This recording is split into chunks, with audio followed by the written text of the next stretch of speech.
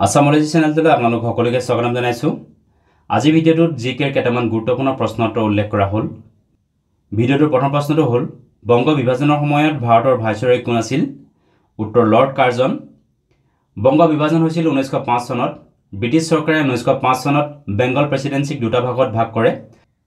এটা ভাগক পূব বংগ আৰু আনটো ভাগক পশ্চিম বংগ বোলা হৈছিল। পূব বংগ আছিল প্ৰধানকৈ মুছলমান লোকৰ বসতি আৰু পশ্চিম বংগ আছিল হিন্দু লোকৰ বসতি। মাৰ্ক জুকাৰবাৰ্গ কোনটো ছ'চিয়েল মিডিয়া প্লেটফৰ্মৰ প্ৰতিষ্ঠাপক? উত্তৰ ফেচবুক। ফেচবুক প্ৰতিষ্ঠা কৰা হৈছিল 2004 চনত। মাৰ্ক জুকাৰবাৰ্গে তেওঁৰ সহযোগী এডৱাৰ্ডো চাবুৰিন, ডাষ্টিন মস্কভিচ, ক্ৰাইছ হিউজ আৰু এণ্ড্ৰিউ মেকলামৰ লগত লগ হৈ 4 জুলাই 2004 চনত ফেচবুক ছ'চিয়েল মিডিয়া প্লেটফৰ্ম প্ৰতিষ্ঠা কৰিছিল।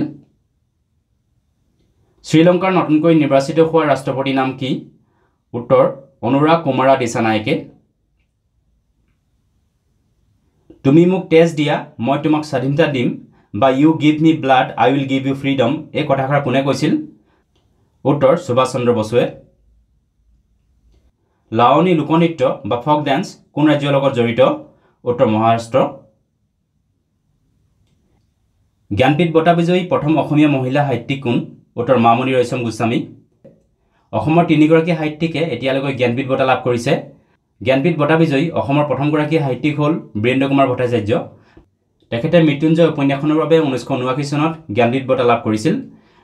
দ্বিতীয়গৰাকী সাহিত্যিক বা জ্ঞানপীঠ বঁটা বিজয়ী অসমৰ প্ৰথম মহিলা সাহিত্যিকগৰাকী হ'ল মামণি ৰয়ছম গোস্বামী। তেখেতে 2000 চনত তেখেতৰ দঁতাল হাতীৰ উঁয়ে খোৱা হাওদা উপন্যাসখনৰ কাৰণে জ্ঞানপীঠ বঁটা লাভ কৰিছিল। মামণি ৰয়ছম গোস্বামীৰ প্ৰকৃত নাম হ'ল ইন্দিৰা গোস্বামী। জ্ঞানপীঠ বঁটা বিজয়ী অসমৰ তৃতীয়গৰাকী সাহিত্যিক হ'ল নীলমণি ফুকন। তেখেতে 2021 চনত জ্ঞানপীঠ বঁটা লাভ কৰিছিল। আৰ্য সমাজৰ প্ৰতিষ্ঠাপক কোন? উত্তৰ স্বামী দয়ানন্দ সৰস্বতী। আৰ্য সমাজ প্ৰতিষ্ঠা কৰা হৈছিলে 1875 চনত বম্বেত। কিমান চনত চিপাহী বিদ্ৰোহ হৈছিল? উত্তৰ 10 মে 1857 চনত। চিপাহী বিদ্ৰোহ ইষ্ট ইণ্ডিয়া কোম্পানীৰ বিপক্ষে হৈছিল।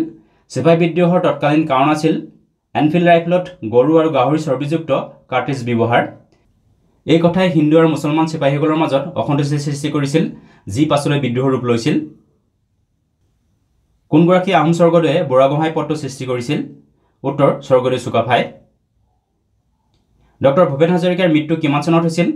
উত্তৰ 5 নৱেম্বৰ 2011 চনত। ডক্টৰ ভূপেন হাজৰিকাই মৰণোত্তৰভাৱে 2019 চনত ভাৰত ৰত্ন লাভ কৰিছিল। বিত্তীয় জৰুৰী অৱস্থাৰ কথা সংবিধানৰ কোনটো অনুচ্ছেদত উল্লেখ আছে? উত্তৰ অনুচ্ছেদ নং 360। ভাৰতীয় সংবিধানৰ আৰ্টিকল 360ত উল্লেখ আছে ফাইনেন্সিয়েল ইমাৰ্জেঞ্চি কথা। আনহাতে আৰ্টিকল 350ত উল্লেখ আছে নেশ্যনেল ইমাৰ্জেঞ্চি কথা আৰু আৰ্টিকল 356ত উল্লেখ আছে ষ্টেট ইমাৰ্জেঞ্চি কথা। CNGৰ সম্পূৰ্ণ অৰ্থ কি? উত্তৰ কম্প্ৰেছড নেচাৰেল গেছ। ভাৰতৰ সংবিধানৰ প্ৰস্তাৱনা অৰ্থাৎ প্ৰিএম্বল কিমান চনত সংশোধন কৰা হৈছিল? উত্তৰ 1974 চনত। ভাৰতীয় সংবিধানৰ প্ৰস্তাৱনা অৰ্থাৎ প্ৰিএম্বল 1974 চনত প্ৰথমবাৰৰ কাৰণে সংশোধন অৰ্থাৎ এমেণ্ডমেণ্ট কৰা হৈছিল।